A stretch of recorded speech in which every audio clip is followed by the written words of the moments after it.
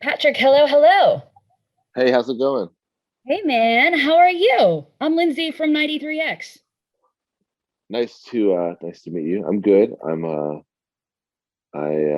wife and I just had a baby 5 weeks ago, so I'm deep into that area and enjoying all of it. We have a toddler as well, so it's just kind of like a madhouse over here. I wanted to congratulate you on bringing your daughter into this world. Well, Michelle did the hard work here, but on Willie, Yeah, I'm actually due any day right now. So if I go into amazing. spontaneous labor, we're gonna have to pause the interview. Well, congratulations. Thank you. It's absolutely terrifying. I imagine it's something of like giving birth to a new record of sorts. All the jitters that go behind that. No, no, this is like our 10th kid, so we don't even care anymore. Your 11th album, second kid. I think you're doing great, man. Yeah. Congratulations. It's been a big day. This morning at midnight, we got word of our 11th studio album from the Black Keys, Dropout Boogie. Yes, yes, yes. It's out May 13th. One day shy of the 20th anniversary of our first album coming out.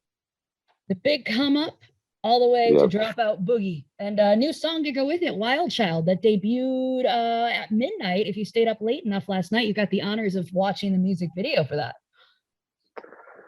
Yeah, Wild Child. So yeah, this is the first single off the record. And this was a fun song to make.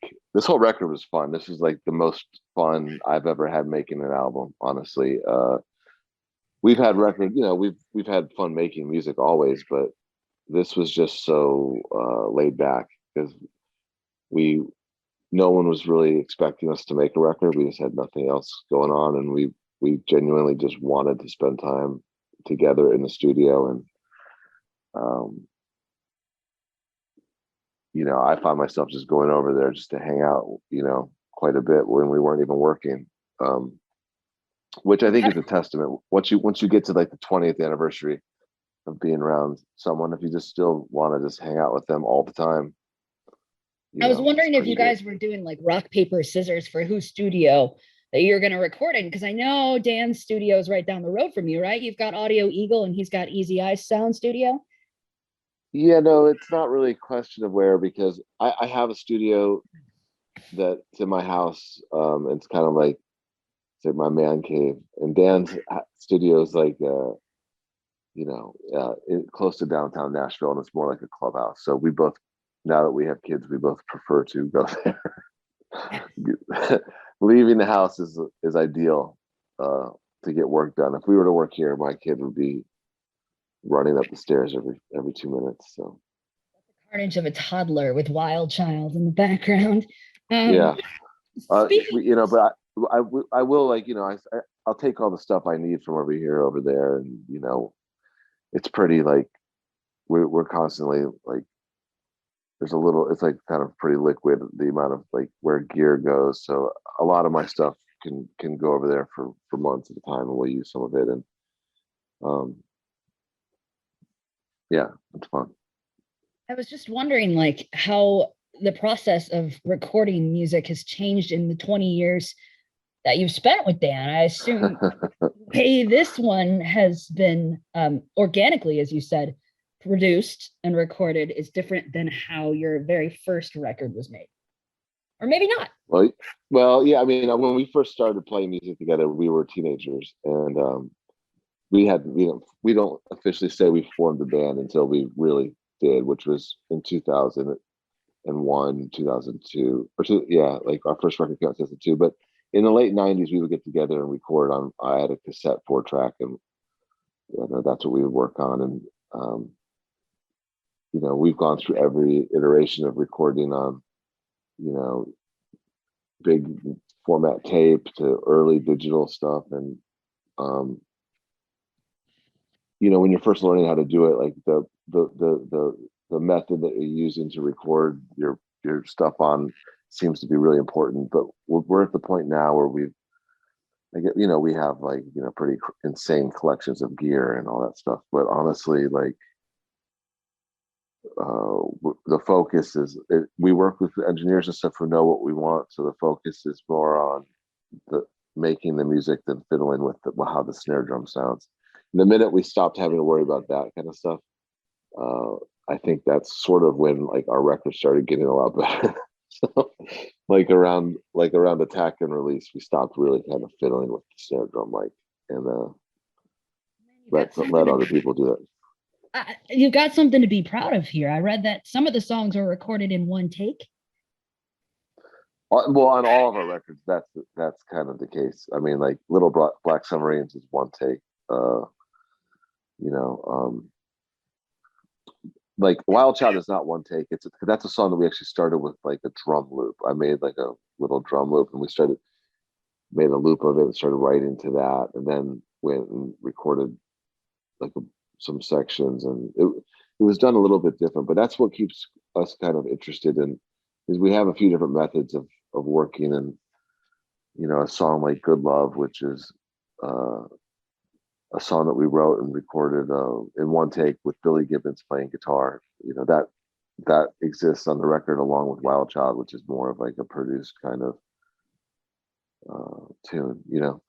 But it's like we've learned a lot of different methods working with different bands and working with Danger Mouse. And so there's there's a song on this record called It Ain't Over, and it starts with there's this little toy organ called an octagon that Tom Waits used to use on certain things. And my uncle played with Tom Waits for years, and my Uncle Ralph, he had one. He used to show me how to use get the cool sounds, and he's like, you get it sounding really cool, you take this little flimsy disc that has a pre-recorded set of rhythms, and you like put it in upside down, and it will play backwards. And so like that song, the whole basis of the song is like a loop we made that played backwards on that and writing to that.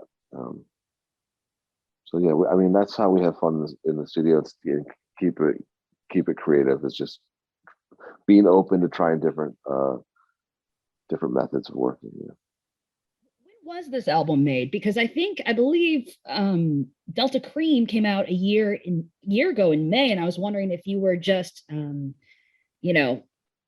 interjecting some fun, like your own authentic, music. I mean, if you were doing original music too. We made Delta Cream in 2019 at the very end of the year, and we decided to put it out, release it in May of last year. And in April we did some promo stuff for that.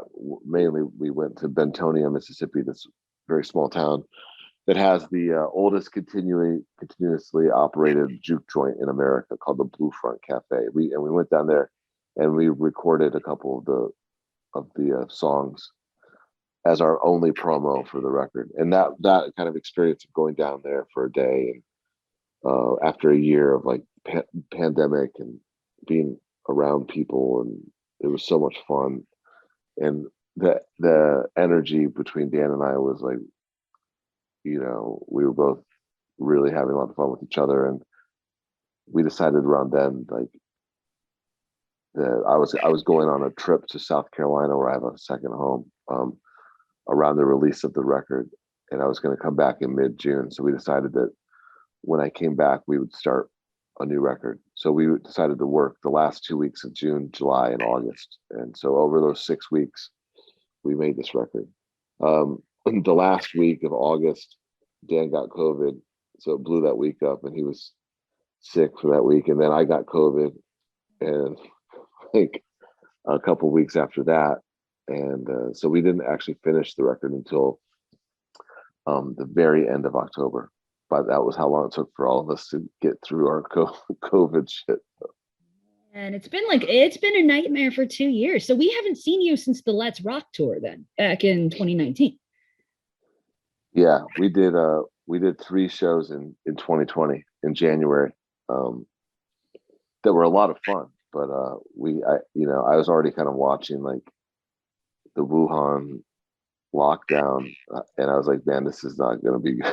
But I thought it was going to be pretty gnarly, but I had no idea it was going to be, as insane as it was. So, man, it's back and forth. And like, I almost feel like right now we're in that period of time where we were last summer, where everything kind of feels normal. Things are moving ahead. We've got concerts to look forward to. I mean, the Dropout Boogie tour is booked. You're set. Yeah. You're on the road July through October.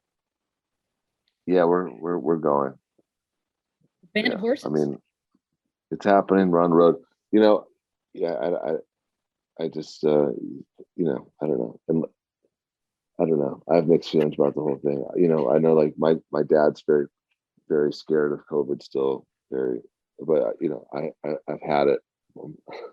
I'll say I couldn't smell for 3 or 4 weeks. It was really weird, but I took all the precautions you're supposed to have, and then I'm just, you know, I'm personally kind of over it all. So Live music returns. The Black Keys return. 20 years of music.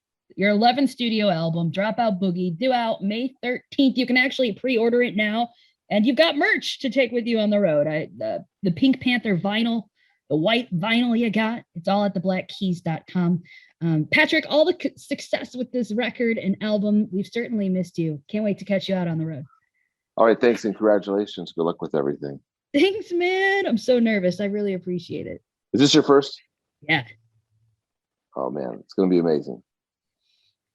I'm really worried about the fourth trimester. I'm really nervous. So I'm not really appreciating the moments I have right now, you know, because of the lack of sleep and vomit. The hardest thing for Michelle is like that first 4 weeks afterwards. Like there's naturally some, you know, a lot of people have like some postpartum stuff, and you just got to be patient, you know, with yourself. And Michelle's just now coming out of that, so it's good. But yeah, it can be a little support, bit. Man, I've got a Patrick. I'm married to a Patrick myself, and he's packed the go bag. He's boiled all the pacifiers. He's done all the nesting. I'm just kind of useless. I'm just here doing radio. So, is it a boy or a girl? Got a boy. We got a boy, baby Bryn, on the way. So amazing. Okay. Any day now. Awesome. I appreciate it, man, and I hope to see you at the end of summer. So I'll be in diapers maybe, and I'll catch you then. Absolutely. Over now. Thank you.